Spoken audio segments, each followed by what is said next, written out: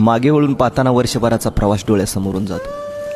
काही क्षण हसरे तर काही असह्य वेदनेने भरलेले. या वर्षाने मला सर्वात मोठा धक्का दिला. ज्यांच्या सावलीत उभं राहायला शिकलो, ज्यांच्या शब्दाने धैर्य मिळाले, ते आज अचानक निघून गेले आणि आयुष्याची दिशा कायमची बदलली. किती सुख वाट्याला आले आणि किती दुःख पदरात पडलं, किती काही गमावलं, पण तरीही काही अमूल्य गोष्टी शिकाय मिळाल्या.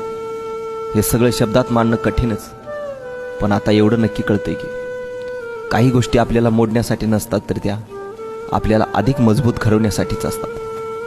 या वर्षाने हसवलंही, रडवलंही, तोडलंही आणि बदललंही, पण एक गोष्ट कधीच हिरावून घेऊ शकली नाही, ते म्हणजे वडिलांनी दिलेले संस्काराची ताकद.